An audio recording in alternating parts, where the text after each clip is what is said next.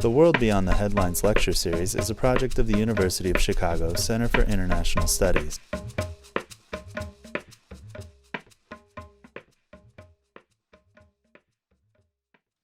Tonight we are pleased to welcome Hal Weitzman, Chicago and Midwest correspondent for the Financial Times.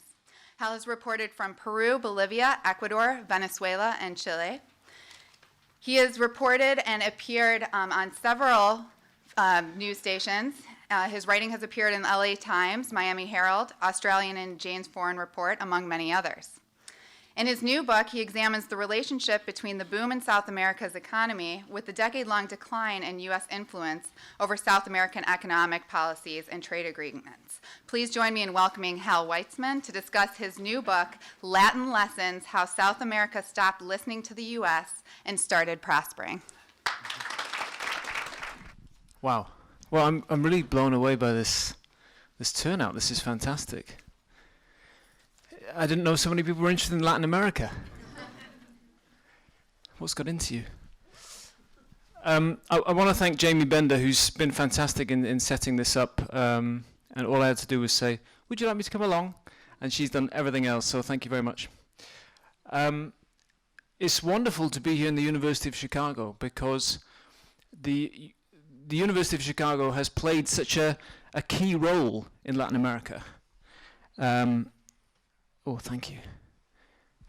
I say in this book that the Washington Consensus, about which we'll talk more in a minute, could just as easily be called the Chicago Consensus. Because, not only because I love Chicago, but because it was, of course, from this university that economists trained by Milton Friedman went in the 1970s to Chile to advise the Pinochet regime on how to liberalize their economy. And that set the basis for all the free market reforms that we saw across Latin America in the 1980s and 1990s. So, this institution has played a kind of huge role in Latin America. Some would say for good, some for ill. Interestingly, the president of Ecuador, the current president, whose name is Rafael Correa, who's kind of the anti-Washington/Chicago consensus, was educated at the University of Illinois. So you could see the ideological debate that's been playing out in the past decade in Latin America as a struggle between the economics departments of Chicago and Illinois. And I think they probably both think they won. But I want to start tonight by asking a question, a bit of a rhetorical question, but here it is. Could it be that for the first time in history, the United States needs Latin America more than Latin America needs the United States? Now cast your minds back a decade ago, or a little over a decade ago. That question would have seemed absurd, right? I mean, the United States was the heavyweight champion of the world, the undisputed heavyweight champion of the world, right? The most powerful country economically, politically, militarily. Why would it possibly need anyone, let alone a continent known for its economic crises and its political instability, and for having almost no global political clouds at all? Well, how times have changed, and how used we have become to them changing. There's an old Jewish joke set in 18th century Europe, Eastern Europe, at a time when the borders were changing very rapidly and countries were asserting their sovereignty over disputed territory. And the story goes that a woman is pegging up washing on the line in some remote shtetl, and up rides a Cossack soldier. And the soldier declares, "Old woman, from this day forth, this land is no longer Poland. It is Imperial Russia." And he rides off. And she watches him go and she says, "Thank God, I couldn't stand another Polish winter." And like that woman, we've become used to the idea of the tectonic plates of global power and influence shifting beneath our feet. We hear a sort of growing chorus using the refrain, America is in decline.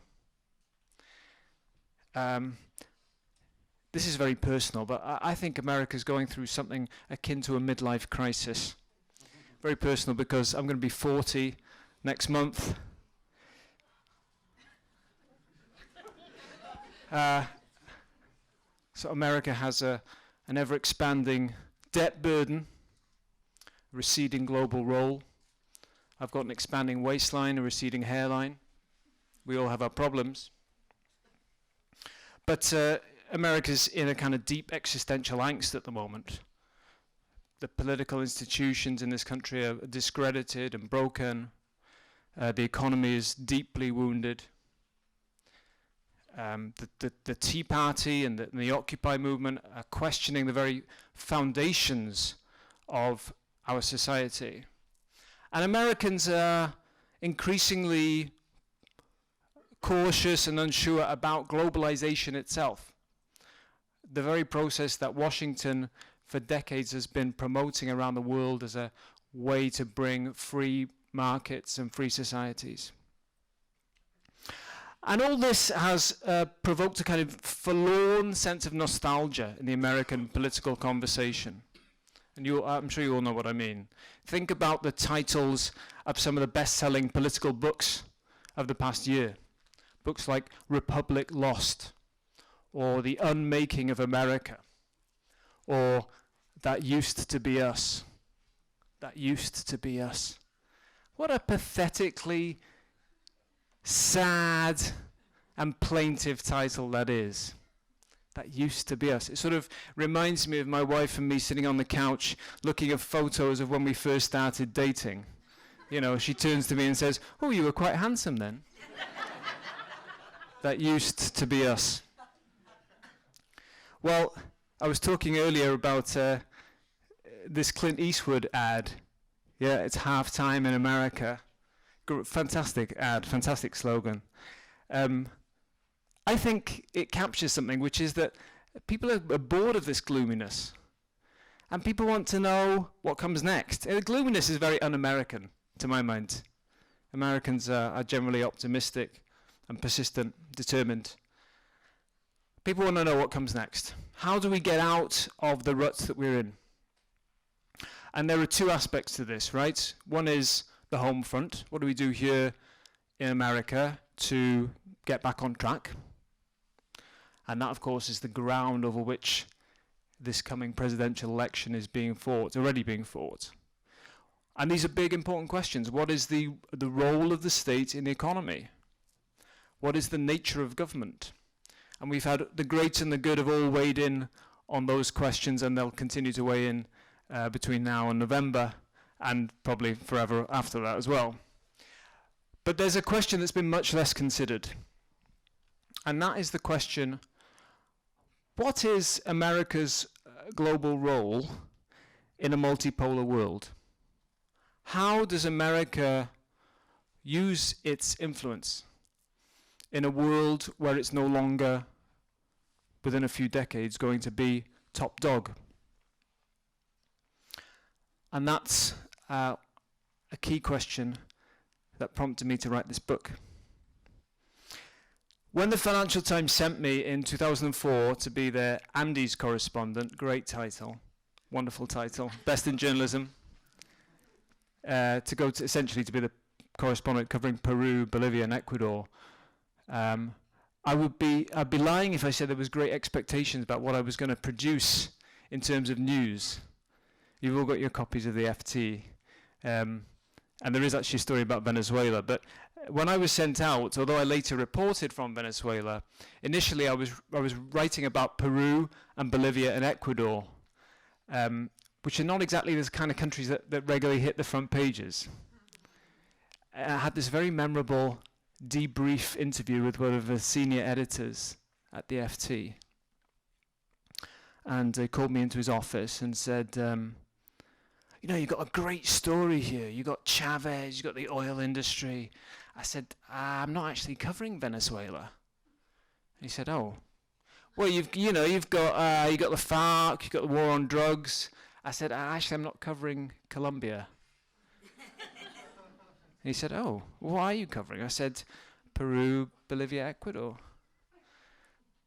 And there was a long pause. And then he said, well, in that case, go and get a suntan. I know, I actually got a, it was quite sad. But actually, it turned out to be an incredibly interesting time. So 6 months after I got there, the government was overthrown in Ecuador. And 6 months after that, the government was overthrown in Bolivia. And Evo Morales, this radical left-wing nationalist, was elected president. I'm just going to open this bottle of water. Bear with me. Should have done this first. So Evo Morales was elected after another 6 months. And 6 months after that, he nationalized the gas industry. And 6 months after that, Rafael Correa, the Illinois graduate, was elected in Ecuador. And in the meantime, another left-wing nationalist, Ollanta, was almost elected in Peru. And for those who've been following, now has been elected in Peru. So it was an incredibly exciting time. And in fact, I did get a few front-page stories out of it. Hang on. So I said to myself, you've got to write a book about this incredible experience. But it wasn't till the FT sent me here to Chicago that I got the kind of full picture of the book that I wanted to write, because I left this continent that was booming economically, and I came to the US, where shortly after I arrived, we were plunged into this economic catastrophe with which we're still struggling today. And so this book isn't just about Latin America, it's also about the United States. It's about the United States and Latin America.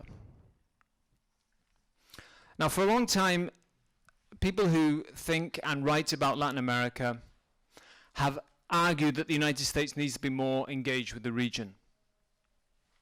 But they always did so on the premise that Latin America sort of needed to be saved, needed to be rescued. I say in the book that Latin America was kind of like Sleeping Beauty, and the US is kind of like the prince. And if only the prince could be bothered to cut through the weeds, he could kiss the region back to life.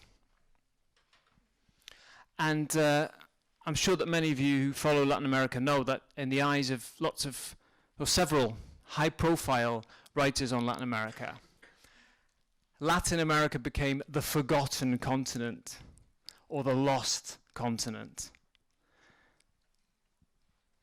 Fascinating, really, because, it all depends where you're sitting, right? There's sort of an assumption there that Latin America was forgotten because it was forgotten in Washington. But it wasn't forgotten in Beijing, and it wasn't forgotten in Moscow, and it wasn't forgotten in Tehran. And as for being lost, you could actually argue that the United States itself was increasingly lost. An unwilling superpower, unsure of how to wield influence in a rapidly changing world. But with the United States in decline, and I want to explain that because I got into a bit of a tussle in Washington the other night about this decline. When I say decline, I don't mean that we're going to be heading down economically for the next 30 years. I certainly don't believe that. I actually do believe it's half-time in America. And the economic signs at the moment are looking better than they have for a while. And even if this recovery turns out not to be a real recovery, I do think there will be a good recovery at some point.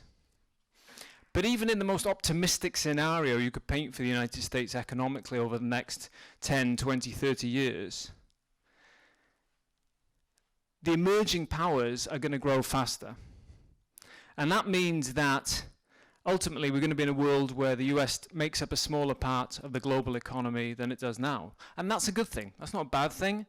It's what Fareed Zakaria calls the rise of the rest. And we should welcome that. So when I say the US is in decline, I don't mean that things are going to be terrible. They could be great. They will be great. But the United States' role in the world is going to change. It's going to be a declining role, a diminishing role. And to my mind, what that requires is partnerships, particularly partnerships with emerging regions, with the countries that are going to be the global powers of the future. Now, if you look at America's corporations, they've long ago cottoned on to this idea. They've been funneling money into emerging markets for decades, particularly in the past decade.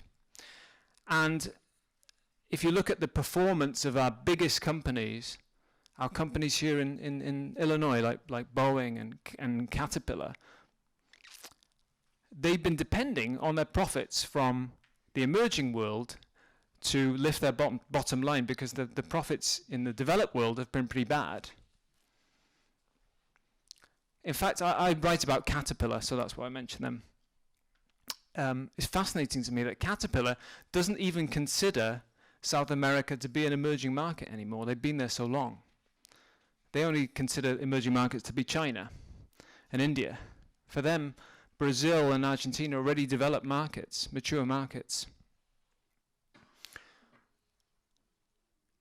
The United States government has been much, much slower on the uptake.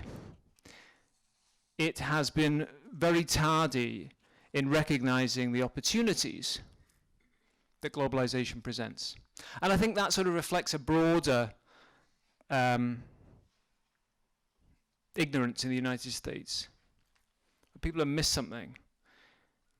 They hadn't really realized that while the United States had been in decline, both absolute and relative decline, Latin America has been booming. I'm sure you all realize that, but most people have not really clocked that. So it's not just economic growth, right? I mean, clearly, if you look at the data, Latin America has been growing much faster than the US. But it's not just that. It's also, across a whole range of indicators, the trajectories of the two continents have been going in opposite directions. So, while unemployment in the US has been stubbornly high, joblessness has been falling in Latin America. And while poverty and inequality have been getting worse in the US since long before the recession, poverty has been plunging in Latin America. And while the United States debt, national debt, is spiraling out of control, Latin American countries have been paying off their debts. And while the middle class here feels squeezed and under attack, tens of millions of people have been entering the middle class in Latin America. And while the United States is kind of plagued by self-doubt and almost fearful of the future, Latin America is full of self-confidence. And for it, the future can't come fast enough. Now, don't take this as me implying that Latin Americans are richer than Americans. Of course they're not. They come from a very low base and we are at a very high base. But the gap is narrowing. And the trajectories, as I say, are heading in opposite directions. So over the next few decades, what you're going to see is that countries like Brazil, Peru, are going to make up a larger share of the global economy. And it's already happening. I've got a little prop here, hang on. Thanks, Marsha. It's already happening. Okay, here's the FT from December the 7th. Lead story, Brazilian growth shudders to a halt. Okay, we'll talk about the meaning of the headline in a second, but just look at the fact of the headline. Brazil is the lead story in what we call the leading financial newspaper in the world. It's a technical term that doesn't necessarily mean the largest subscription, but the most influential. You know what British people are like. Puffed up. Incredible. I mean, Brazil is the main story in the world on December the 7th. But as the headline suggests, Brazilian growth shudders to a halt. This isn't going to be a linear process. Does it annoy you when, like now, we have a... the opposite of now. You know, like last year when we had a very snowy winter, and people go, what do you mean global warming's happening? Does that annoy you? Right. So the same with the economy. You know, I mean, maybe this year that the United States grows at a similar rate to Brazil. Those of you who follow Brazil will know that the growth is really slowing down in Brazil. In fact, as that headline suggests, last year they dipped into a contraction at the end of the year. And this year they're not going to grow much faster than the US. They might grow at the same rate as the US, depending on how well the Clint Eastwood's second half goes. Incidentally, a funny thing about that second half, somebody pointed out to me, is it kind of predicts that America is going to end in sort of 2246 or something like that. And let's hope that doesn't happen, but we won't be around to. Anyway, so, yes, that's true, yes. Recalculation of the Mayan calendar. So it's not going to be linear. You know, you will get years when America grows faster. But if you look out in the decades ahead, Latin America is going to grow faster overall than the United States, just like China, India, Russia are going to grow faster over the long term, on average, than the United States. So there was a fascinating study put out by PwC, the consultancy, one of these rankings of what the world is going to look like in 2050. And it did show, interestingly, that the US is going to grow fast. It's going to grow by 2.5 times, according to PwC, the economy, between now and 2050. But Brazil is going to grow by 3.5 times. So when the United States in 2050, according to PwC, is the 3rd biggest economy in the world, Brazil is going to be the 4th biggest economy in the world. And it'll be no surprise that the top 2 spots in that PwC study are going to be occupied by China and India. So America needs new partners, and it needs new partners among emerging economies. And in this book, I argue that there is no more natural partner for the United States than Latin America. It's not just that we're close geographically, although that's important. If you think about what's happened in the past few years with supply chains, and we hear this kind of story about reshoring, jobs coming back to America. Be skeptical of that one, but we do hear a little bit about that. And of course, being in the same region, those jobs might come more naturally to Mexico or Brazil. It's not just the geography, though. I mean, these two continents are close socially, they're close culturally, and perhaps most importantly, when you look at the emerging regions of the world, places like China and Russia, these are two continents where democracy is the norm. That's very important. But at a time when the United States needs this alliance and needs a partnership, its influence in Latin America has never been lower. Never. Why? Well, primarily because the United States voluntarily withdrew from Latin America, diplomatically I mean, after 9/11. So if you remember, or you were following, the George W. Bush administration in its early days said it was going to put Latin America at the heart of foreign policy. But then, of course, 9/11 happened, and the focus shifted very rapidly to fighting this fire-breathing, violent Islamism, and Latin America dropped down to the bottom of a very long list of priorities at the State Department. And this created a vacuum because the United States has always been involved in Latin America. One of the things I talk about in the book is there's kind of a misperception that nobody in America cares about Latin America, which obviously by coming tonight you've disproved. But, and I reference these stories as well. Nixon telling Donald Rumsfeld, no one cares about Latin America, or Ronald Reagan coming back on Air Force One and saying with his characteristic humor, you'd be amazed. They're all individual countries down there. Which I love that.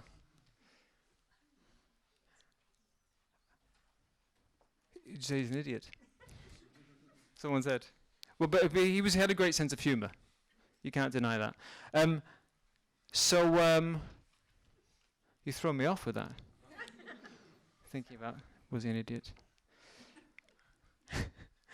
So this created a vacuum, and into that vacuum came other countries, principally China, but also, as I indicated earlier, Russia and Iran. And they were interested in two things. First, in the natural resources that Latin America possesses in abundance, but also in the idea of establishing a foothold in a region that Washington traditionally thought of as its backyard. And the United States just failed to respond. Zbigniew Brzezinski, who's promoting a book at the moment,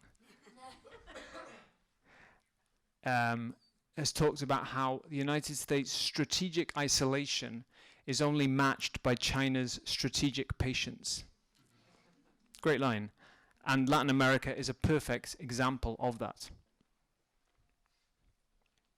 And I talked about how United States, American corporations had long been involved in Latin America and invested money there and depended on Latin America for profits. Well, if you look at what's happened in the past 2 decades, they've ramped up their exports to Latin America, and that's what's brought in the profits, right? So if you look at the data, the proportion of US exports that goes to Latin America has gone from 14%, let me just check these figures, 14% in 1990 to 24% in 2010. But at the same time, Latin America realized that it didn't want to be dependent on the United States. So they reduced the proportion of their exports that go to the United States from about 50% in 1990 to about 40% in 2010. And at the same time, they ramped up their exports to China, which went over that period from less than 1% to 10%. So, in other words, we're becoming more dependent on them, they're becoming less dependent on us. A second reason why Washington's influence in Latin America has fallen to a historic low is because of the rise of resource nationalism, which is a key theme in this book. And particularly we all think of people like Hugo Chavez in Venezuela and Evo Morales in Bolivia and Correa in Ecuador. Why did these people come to power? I argue largely because, well, for 2 reasons. First, as a reaction against those Chicago consensus policies that we talked about earlier, and we can talk a bit more about that, but there's a strong streak of reaction against that. And secondly, because of the failure of local politicians, the failure of politics in Latin America itself. Incidentally, I'm not one of those people who says that the Washington Consensus or the Chicago Consensus was imposed on Latin America, kind of completely against their will. There are a few cases of that, but most of the time, the leaders in Latin America wanted to reform their economies. They really wanted the change. They, been going through hyperinflation and terrible debt crises, and they wanted a new kind of economic policy. So you can blame the United States if you want, but you should also blame the local leaders. Not to mention decades of corruption and inept government. I tell a story in the book about a Peruvian politician called Gerardo Saavedra. And the story relates to when he was being sworn in 2000. They swear in the congressman in Peru on the 28th of July, Independence Day. And, like everywhere else, they come into the Congress, put one hand on the Bible, other hand in the air, and they swear an oath, por Dios y la patria, for God and country. So Saavedra is watching, he's standing in the line, and the others are going up, por Dios y la patria, por Dios y la patria. Then it comes to his turn, he goes up, puts his hand on the Bible, puts his other hand up in the air, and swears an oath loudly and in a clear voice, por Dios y la plata, for God and money. And that symbolizes what a lot of people in Latin America felt about their politicians.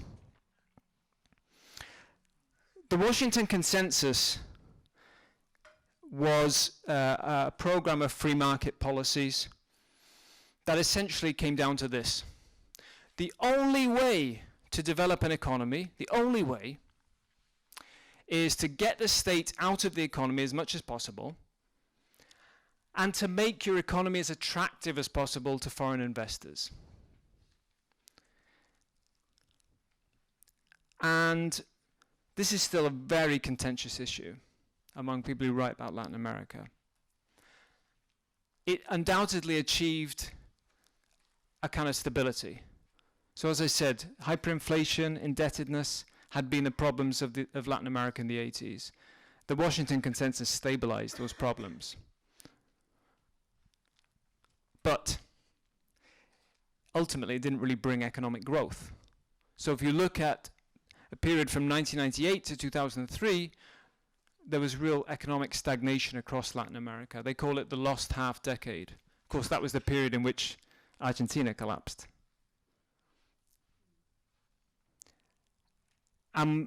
Perhaps more pertinently, if you look at what happened to poverty and inequality, nothing happened. Poverty remained pretty much the same. And that kind of fostered in the minds of many Latin Americans the idea that the Washington Consensus has failed. Because by those two important measures, economic growth and reducing poverty, it hadn't worked. So when this lost half decade finished in 2003,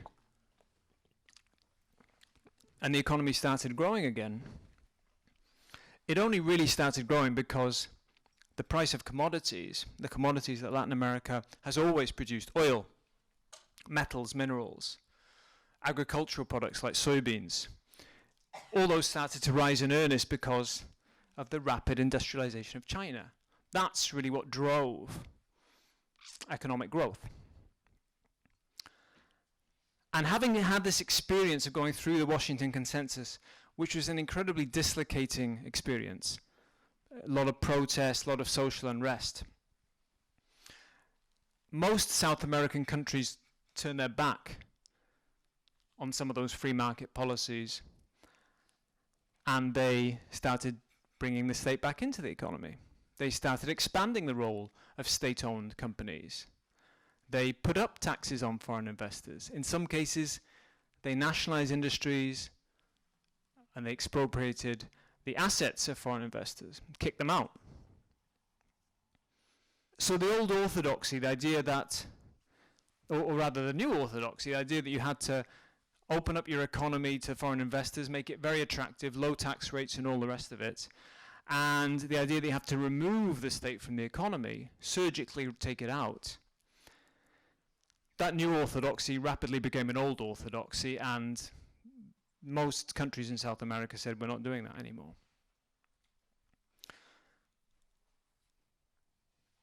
And the other reason, apart from the Washington Consensus, that these leaders were able to gain power, these Chavez and Morales and the rest of it, is of course because of this long history since the Monroe Doctrine in the 1830s of military interventions by the United States military and dirty wars and assassinations and coups and all the rest of it, right? A long and very shameful history, which I'm sure many of you know.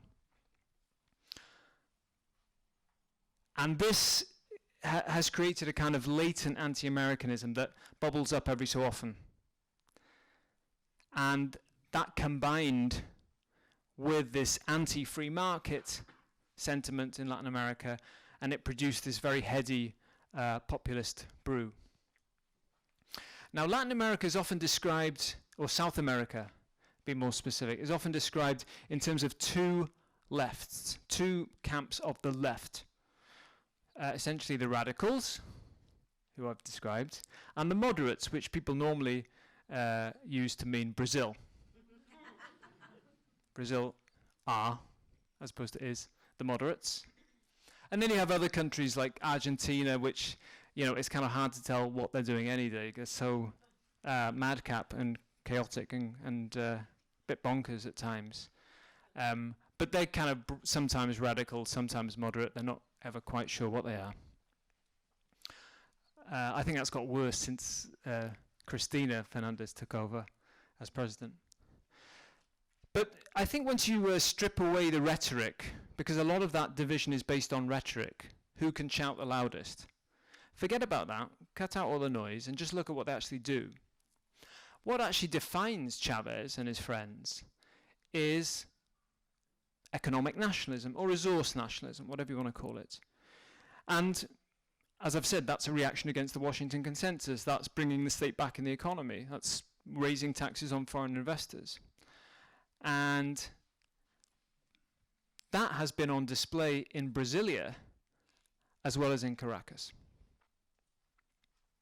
So I'll give you two quick examples. The first one is from the oil industry. In the 1990s, Brazil ended the Petrobras's monopoly. Petrobras is the state energy company in Brazil. And they opened the industry up to foreign investment. But if you look in the past couple of years, oil policy in Brazil has become much more nationalistic. So they've restricted foreign corporations to secondary roles in most projects. And I'm sure many of you are aware there's a huge offshore deposit of oil in Brazil. They call it the sub-salt deposit because it's underneath a layer of salt. Very hard to access. There was a big spill there recently, Chevron facility. And if you're a foreign investor and you want to invest in that sub-salt deposit, you have to go into a joint venture with Petrobras, the state company, and they have to have at least 30% of the arrangement, and they have to be the controlling operator. So in that sense, you see an expanded role for Petrobras. And there are lots of other examples of that, as I'm sure you know, related to the big share offering that Petrobras had last year, 2 years ago now. And at the same time, you see Brazil telling Petrobras more and more what to do. So they're interfering more and more. Did any of you see a fantastic report in The Economist a few weeks ago about state capitalism? Did anyone see that? I recommend it if you haven't read it. But the Economist was making the point that there's nothing wrong with state energy companies, but let them be free. Let them act as though they're private companies. Well, Brazil doesn't do that. So, for example, right now they're telling. Nor incidentally does China, and nor does Russia, so I don't really know what The Economist is actually arguing, but but they're very intelligent people right there. So currently the Brazilian state is telling Petrobras they've got to use local contractors for their equipment, even though the local contractors are probably not very good, but they have to use them for political reasons. So that's example number one. Example number two is there's a company called Vale. It's the second biggest mining company in the world. It's a Brazilian company, biggest iron ore miner in the world, and it's a private company. But the Brazilian government controls the company effectively because its public pension funds are the biggest shareholders. And last year, they forced out the chief executive of the company, respected guy in the international financial community, corporate community, called Roger Agnelli. They forced him out because he said he wanted to cut jobs. They didn't like that. So you do see economic nationalism on display in Brazil. Another example I was going to give that came from that Economist report, 38% of the stock market in Brazil is made up of state-owned companies. So for decades, the United States and the multilateral agencies have told Latin American countries that the only way to grow is to get the state out of the economy and to invite foreign corporations to come in on attractive terms. And what we've seen is exactly the opposite, that those countries have brought the state back in, they have raised the taxes and made the terms harsher on foreign investors, and yet they're still growing and foreign investors are still coming in. That kind of explains the subtitle of the book, how South America stopped listening to the US, it stopped listening to that economic advice, and it started prospering. So if you think back to that time, that heady time when I was in Peru, 2005, 2006, all these left-wing nationalists were elected, and we were all told that they were either going to collapse very quickly or that they were going to move to the center very quickly. Well, guess what? They did neither, and they're still around. And this has happened at a time when this state capitalism that they talked about in that Economist report has emerged as a different kind of model. You can, it turns out, grow the economy and have the state involved in the economy. You can develop and raise taxes on foreign investors. In fact, that might actually give you the revenues to spend on social programs that you can use to tackle poverty, for example. And poverty is an important factor in holding back your economic development. That was something that the Chicago/Washington consensus has kind of overlooked, right? I mean, if you have a large section of the population that's poor and a lot of inequality, it's hard to develop a mass consumer society. It's hard to develop a robust workforce. You get a lot of social unrest and conflict. You kill ambition and social mobility. So this shift to economic nationalism in Latin America has happened as you've seen a different model emerging. China, Russia, the Middle Eastern countries have all been growing on a quite different model. Now, I don't want you to think that I sort of think that that's a great model. I don't necessarily. But I do think it's an alternative. It shows you that you don't have to, there isn't one way to develop your economy if you're a developing country. And interestingly, this has come at a time when there's this deep existential angst that I talked about in the beginning about our own economic system, right? So for example, a very common criticism, one that I also make, of Hugo Chavez's Venezuela is it's unsustainable. So even if you think it's great to throw money at the poor and to pledge to build, thousands of houses and build, some houses and all the other things that Chavez has done, it's not sustainable, right? It's the kind of classic give a man a fish policy. But the financial crisis has led us to question what the very notion of sustainability is. I mean, is the Eurozone sustainable? Was the over-the-counter derivatives market that gave us the credit default swaps and the collateralized debt obligations, was that sustainable? Is the US federal debt sustainable? The very economic system that we've been telling other countries to adopt for decades is being called into question. And this isn't just about Occupy Wall Street. Polls show that most people think that our economic system is deeply incorrect. There's something wrong with it. The Financial Times has been running a series called Capitalism in Crisis. Capitalism in Crisis. I mean, 10 years ago, that's the sort of title you would have only found in a Marxist publication, right? Capitalism in Crisis. So we've seen state capitalism, economic nationalism, whatever you want to call it, an increased role for the state growing, at the same time as we've been going through this kind of existential angst about our own policies. This debate about the role of the state in the economy that we're having in America right now, this is an international debate.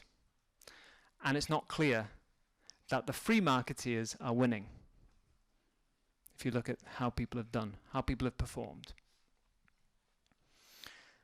So the United States needs to establish a new partnership with Latin America. How should it do it? I'll just be brief now, and then I want to hear what you have to say. My first thought is this. The current US policy towards Latin America is a real muddle, right? You've got bits and pieces left over from the Cold War, other botched initiatives. So the first thing you need to do is to undo some of the things you've been doing, some of the things that have earned antagonism in Latin America. And so I've got 3 proposals in this area. First, the Cuba embargo has failed. 50 years it's been in place. It was designed to unseat the Castro regime. It hasn't. And it's worse than that. It's fed a narrative in Cuba of a plucky David standing up to a bullying Goliath. So the Cuba embargo is something that needs to be rethought at the very least. Number 2, the war on drugs. Again, you know, the war on drugs was designed to stop the flow of drugs into the United States. It hasn't succeeded. In fact, all the data show that the price of drugs has gone down, not up. That the amount of drugs, cocaine being produced, has gone up. And look at the collateral damage. 50,000 people killed in Mexico alone over the past 7 years in drug-related violence. And that's not even mentioning Colombia. And the third area is immigration policy. Now, we tend to think of immigration policy here as a domestic issue. But to my mind, if you're really going to have fundamental immigration reform, you really need to do it in collaboration with the countries where the migrants are coming from. It's a multilateral process. So I would suggest if you're going to enact immigration reform, if it's going to work, you want to do it in partnership with Latin America, which is where, let's face it, most of the migrants come from, particularly Mexico, of course. So that's kind of, then we get back to where we want to start from. And what do we do then? Just a few quick thoughts. There are some key relationships. And I think that if you were going to start rebuilding partnerships in Latin America, what you would do is, rather than what the US has done in the past, set out a grand vision, unveil a strategic plan, instead of that, what you could do is create a framework where the United States and Latin American countries could talk about what that plan might be. So don't create a roadmap, create a car that you can all drive in and argue about where you're going. So a framework. Now, a particularly important relationship here is Brazil. As I suggested earlier, Brazil is already a very important global power. It's the 6th biggest economy in the world, overtook the UK last year. In a few years' time, it's going to be the 5th biggest economy in the world. It will overtake France. And PwC is predicting it will be the 4th biggest economy after that. But it's not just the economy. I mean, with that will come political changes. And Brazil is thirsty for a greater role politically in the international arena. And they have a good point. I mean, if we're going to have the G8 summit in Chicago, right, in a few months' time. The G8, the top 8 economic powers in the world. Of course, Brazil's not there. So they do have a point. But more than that, I don't think really that they care. I mean, I think the G8 is kind of irrelevant. I mean, it's a group of developed countries primarily, so that's why they're not there. But more importantly, what the Brazilians really care about is not the G8, but the UN Security Council. They really want a permanent seat on the UN Security Council. Now, the Obama administration has backed India for a permanent seat on the UN Security Council. I have no problem with that. But why haven't they backed Brazil? You know, Obama was in Brazil last year, and he's kind of made some comment about, well, it would be nice, wouldn't it? But he didn't actually do it. So he didn't actually say, we will support you. I think it's a big strategic mistake. I mean, to my mind, Brazil is where you start. India's the next step. So I think Brazil is at least as important, if not more important, than India. But I don't want to compare the two. I just think the United States should back Brazil. I think it would be a huge, important gesture, something very practical. And you know, the beautiful thing about this, in the kind of age of the sort of, you know, the age when we're talking about sort of Ron Paul debate about how much foreign policy costs, is free. It costs nothing. A wonderful kind of piece of foreign policy. Free foreign policy is something you don't get in many places, but you get it in Latin America. But more importantly than that, I think more generally, the US needs to get used to the idea that you have to deal with countries that don't agree with you. And if they don't agree with you or they do something different, you can't just kind of throw your toys out of the pram, as we say in the UK. You can't tip over the game board and say, I'm going to my bedroom, lock the door. Sometimes you have to give in order to gain something greater. You have to cede some sovereignty in order to gain something greater.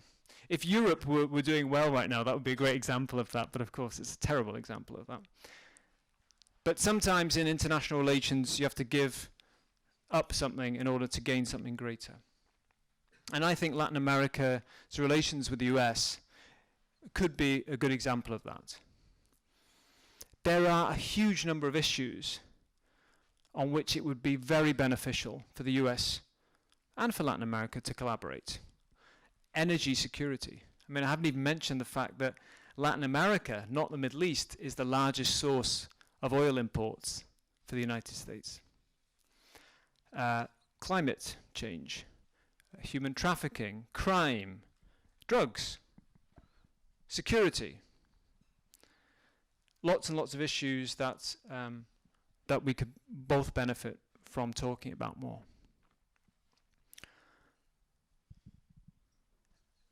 I don't think it's too late to do it, but I do think it's urgent. I think one of the big dangers is that Brazil becomes a competitor and not a partner. I was in the airport the other day in O'Hare, and I picked up a book. I don't know if any of you read this, but it's called something like The Next Decade. And it's a kind of NSC-style, National Security Council-style document, very terse, just full of advice for kind of the United States over the next decade. So obviously I turned to the Latin America section, and it says, the United States should promote Argentina as a counterbalance to the growth of Brazil. I thought, how weird. What a weird way of thinking about it. Not that we should have a partnership with Brazil, but that we should kind of undermine them by promoting Argentina. How odd. That doesn't work, by the way, that kind of policy. So I don't think it's too late, but I do think it's urgent. And I think that the United States should put at the heart of its foreign policy re-engaging with Latin America. Not for the sake of Latin America, but for its own sake. Thank you for listening. I look forward to your questions. Do you think the policies embraced by the University of Chicago and effected in Chile in 73, do you think those policies, free market policies, privatization, and so on, destruction of labor unions, do you think those policies could have been effective without violence and murder of Pinochet? Yes, great question. So the question was, if I understood it, the policies of the Washington Consensus, the free market reforms, could they have been implemented without conflict, without violence? Great question. Actually, I was in Washington last night, and we were talking about this very subject. I do say in the book that there might have been a different outcome had you gone more slowly. I mean, this was real shock therapy in many countries, but particularly in the Andes, right? Particularly in Bolivia, Peru. This was real, like, straight down the cliff stuff. I do think the outcome probably would have been different. The question is, you might have cushioned people, but would you necessarily have achieved growth? Would you necessarily have reduced poverty? I don't know. I'm not convinced of that. I mean, people pick and choose their statistics when it comes to this. As I said, it's very contentious. But you can't really argue that the free market reforms reduced poverty. They just didn't. And yet, poverty has been massively reduced since 2004, since 2003, when governments in Latin America ramped up social spending and really tackled poverty and made poverty a target of their policy. So, could you have avoided conflict? Possibly. I mean, the other issue that's worth bearing in mind there is the capacity of the state, right? If any of you have been to Peru and you've been to like the remote areas of Peru, there's no government there. It's essentially lawless. And unfortunately for Peru, that's where all the gold and the copper is. It's up in the mountains, in these remote areas. So typically a company comes in, like Newmont Mining, they're big in Peru. They come in and they set up camp. They start digging for gold. Yanacocha gold mine used to be the biggest gold mine in the world, up in Cajamarca, northern Peru. And there's no government around. So the environment isn't regulated. No one really talks to the locals and asks them what they think about the project. So they tend to get a little bit upset and they tend to start rioting. And if nobody does anything about it, they tend to riot a bit more. So that particular facility has always been plagued by protests, shut down. There's roadblocks. They kidnap people. Occasionally it turns very violent. So I think another thing worth thinking about is state capacity. The Washington Consensus, in the way that it was outlined originally, gave lip service to a lot of things, investing in infrastructure, investing in health, investing in education. It never really told you how you got there. And so people just ignored that part. They just did the privatization bit. They never did the investment bit. Some of the economists who write about Latin America argue that the Washington Consensus didn't go far enough, that it was only half-heartedly implemented, because they're thinking of these other aspects. And my response to that is, it's a bit like, have you ever met a Marxist who says that the Russia wasn't communist? Well, real communism's never been tried. Well, fine, but I mean, that's the real world. You get what you can. You implement what you can. And they had their chance. They tried to implement these policies, and it didn't work out. And if you argue now that they should go more free market, my question to you is, how are you going to persuade the populations of Latin America to vote for that? There's a huge political obstacle there. So even if that were correct, even if I agreed with you 100%, how are you going to get there? So that was a very rambling answer to your question, but thank you, a great question. Yes, sir. Thank you, sir. I have a question regarding the social welfare programs. How did they ease poverty in Latin America? Okay, so how did the social welfare programs ease poverty? Well, I mean, essentially, you've had a few different kinds of programs. So think about conditional cash transfers, right? I'm sure you're all familiar with those. Bolsa Familia is one in Brazil, and there's similar programs in Mexico and in Bolivia. This is a program where the state gives you some money if you do something. If you take your kids to school, go to a health appointment or whatever. Interestingly, I don't know if you guys followed this, but Michael Bloomberg introduced a copycat program in New York called Opportunity NYC. It's now been kind of temporarily shuttered. But from 2007 to 2010, they had the same conditional cash transfer program in New York. It brought down severe poverty in New York by half. Incredible results. So you got like $50 for if you sent your kids to school, for $50 a month. You got $25 if you went to a parent-teacher meeting. It's powerful stuff. I mean, it's very simple, but it's powerful. That was the first conditional cash transfer program ever in the developed world that was done by Bloomberg in New York. So that's one way. And another way, the way that's been more criticized, is the kind of Chavez method, which is You kind of set up a whole load of subsidies, so you make things cheaper. You, on occasion, just give people cash without conditions. In Argentina, a lot of subsidies. So you just make things cheap. Has anyone been to Venezuela and driven around? How much does petrol cost? How much does gas cost in Venezuela? Right, it's basically free, right? It's free. So there's free petrol, you know, wonderful. Everyone's driving around these old clunkers.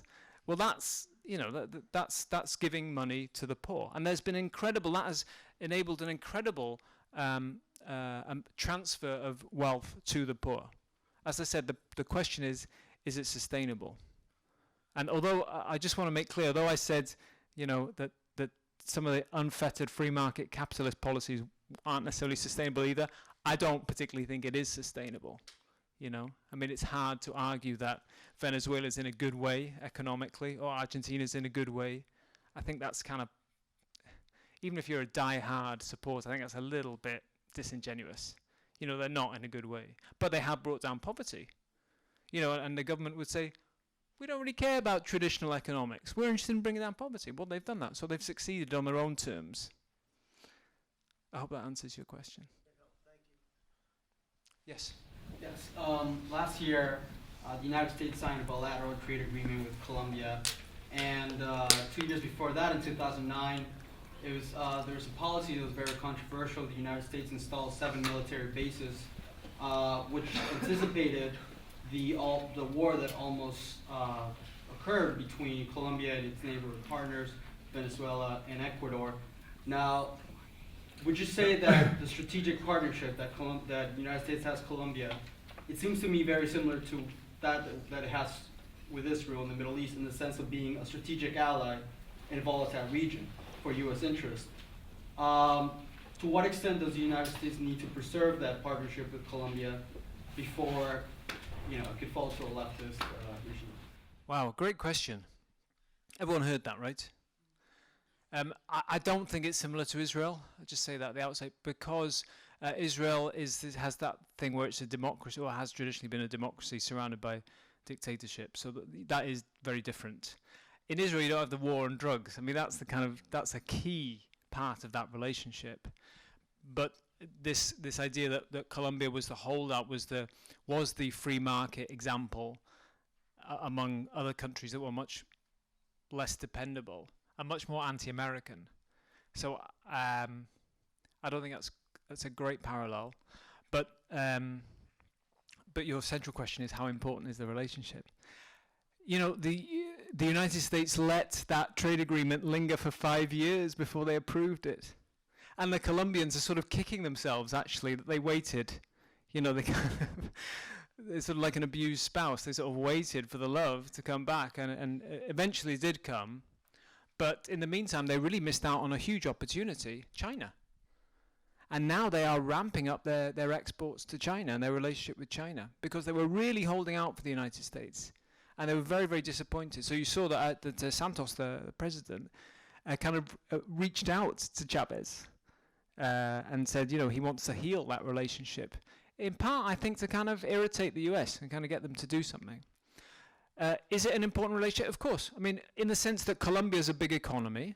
It's an important economy. And you know, although I don't agree with the war on drugs, I don't support the FARC. I don't think they're a great organization. I don't think we should just let them, you know, control 2/3 of the country or whatever. So, I mean, that doesn't mean necessarily you have to send the US military down there to deal with them. But I do think it's an important relationship. Do I think it's more important than Venezuela, which is a bigger oil supplier? I mean, strategically, I don't know. Not necessarily. Is it more important than the relationship with Brazil? Definitely not. I mean, to my mind, that's the key relationship. Brazil is most likely going to be the dominant Latin American country politically, in the same way that kind of China is establishing its kind of dominance over Asia. I think you might see the same with Brazil. So if you want to establish a partnership, it's Brazil you really need to be friendly with. But I think, of course, that Colombia relationship is important. I don't see any sign that they're going to go to the left. I don't particularly see any signs that anyone new is going to go. I mean, there aren't many people left. There's Chile, they're not, and there's Colombia. I don't think they are either. But never make predictions in journalism. But thank you for the question. Yes, at the end. You spent a lot of time talking about the similarities between the economic policies among the different Latin American countries and the fallacy in separating the so-called good left from bad left in Latin America. But I think even though it's possible to make too much of a distinction, it could also be possible to make, I guess, too little of one between the policies in the different Latin American countries. And for instance, particularly with regards to Venezuela, for instance, there have been some policies, though, that go beyond just mere top-down state ownership, such as setting up, factories under workers' management, or farmers-run collectives, or even workers' militias, in Venezuela, which strikes me as less going beyond simply a top-down, welfare state, and having actual autonomous workers' power. At least that's the rhetoric. So I guess the question is, are similar things happening in other? It seems to me like many Latin American countries are simply trying to develop capitalism in a sort of nationalistic way, while Venezuela, at least officially, their program is to move to, socialism or another economic system entirely. So I guess, what's your comments on those distinctions? That's a great question. Well, I say this to you: if China is state capitalism, then Venezuela is state capitalism. I mean, I don't see that you could say that Venezuela is more socialistic in some sense. You're right that it's more extreme. My point was really that it's a question of degree, not a different camp, not a different classification. They're doing the same kind of things. I mean, incidentally, on the even more moderate end than Brazil, you just have protectionism. There's been a massive rise in protectionism in the past decade, and I list in the book all sorts of examples of something, for example, that we've seen a lot of recently is big international takeovers, mergers and acquisitions being blocked on nationalistic grounds. Also, I mean, here in the US, in Canada, everywhere. Australia. So, to my mind, that's one of the most interesting phenomena that's happened in global politics and economics. That's why I tried to group them together. But ultimately, you hit on a really interesting point, which is, I talked about this idea that there was only one way to grow your economy. We'll tell you how to. One size fits all. We'll tell you how to do it. The McKinsey method. And I said, well, state capitalism provides an alternative. I don't think you have to kind of choose one or the other. I think that what we're going to see probably is lots of different models, a Latin American model maybe, or 2 or 3 Latin American models, or an Asian model, or different kinds of Asian models. I think we've gone beyond the kind of time when you have one economic model. And that's partly because of the reaction against the Washington Consensus, and partly because of what's happened in the past 4 years. So that's a very interesting point that you raised there. Thank you for that. Yes, sir. My question has 2 parts. The first part is, I think in the history of capitalism, there's always been state capitalism. And if you move if you move eastward from Great Britain to develop a capitalism in Europe, you would find greater and greater state intervention till you get to Russia. And then you had Japan, then you had the Asian tigers, and these are all different models of capitalism. I think the more interesting question is how Latin America was influenced by that history, how they became disenchanted with the Washington Consensus. And most recently, what interested me about what you talked about, foreign investment and the United States' dependence on emerging economies, is that I wonder if the recession in the United States has caused the United States to lose its leverage internationally in the political economy with these other states. So now they have more autonomy by which to economic autonomy to decide their economic policy. Sorry, just say that. Make that point again. What caused the leverage to be lost? The financial crisis. Right. So then the United States is benefiting too from this investment. So I'm wondering if you think, structurally speaking, in addition to these Latin Americans, look to these other successful models of capitalism, and they've learned things, that the sort of hegemony of the Washington Consensus has lessened just because materially the United States, it also benefits from that investment. So now the states, these southern states, have more autonomy. They can sort of set their own terms and act according to their own model. Yeah, I mean, yes. Yes, you're absolutely right. I guess, you had a first phase, didn't you, where people really benefited from extractive industries. That's why Caterpillar's been there for donkey's years. And then now you have a kind of new phase where people are benefiting from the development of a consumer society in places like Brazil. I mean, it particularly benefits China because they pump in cheap goods. And I wouldn't want you to get the impression that that I'm casting the relationship between China and Latin America as, just nothing but love and peace, because it really isn't. There's a lot of conflict there. In fact, I would suggest that the conflict, for example, over China's monetary policy, big gripe of the US, it's also a big gripe of Brazil. There may be an opportunity there to work together, at least to talk together about that. I don't know. I mean, I'm not sure. I'm not so certain as you are that Latin America really looked at these other models and learnt from them, because I think what you've seen is kind of very jerky moves in Latin America. Particularly, look at Argentina. I mean, they really don't know what they're doing. There is no model there. It's all very ad hoc. If they'd looked at China, they probably would have been much more cautious. That's what the Chinese are, nothing but cautious, right? So I think they would have moved more gently. Maybe they were looking at somewhere like Russia, which has been much more chaotic. But thank you for your question. Yes.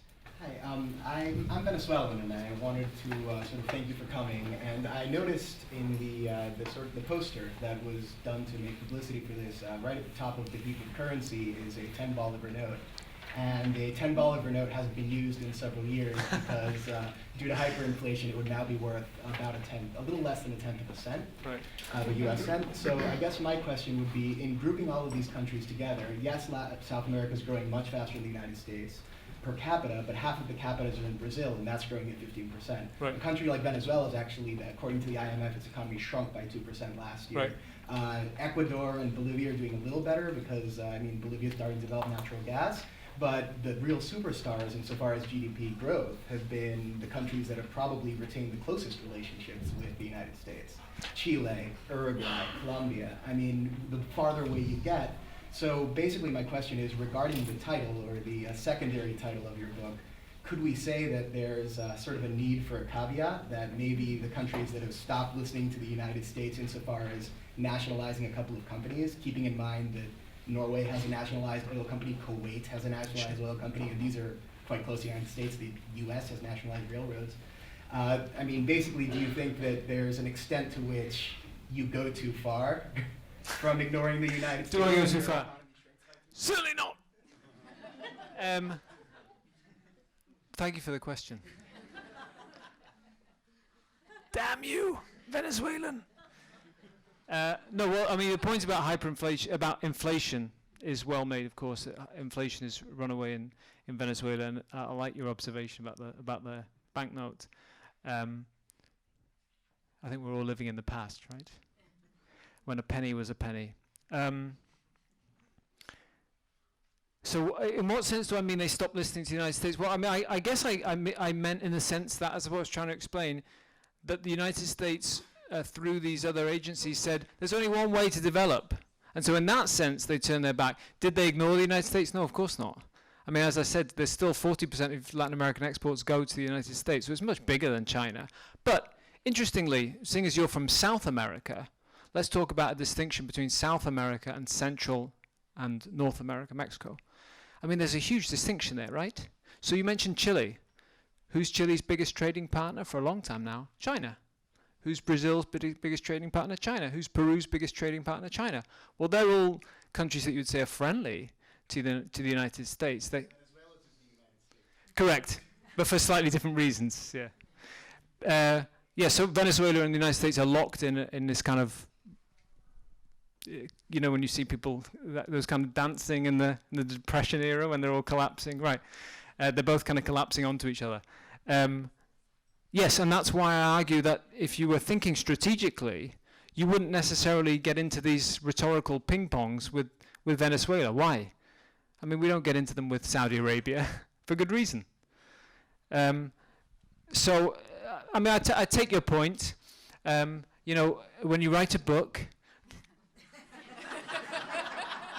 the publisher has different views than what you do. So this title probably went through about 8 or 9 iterations.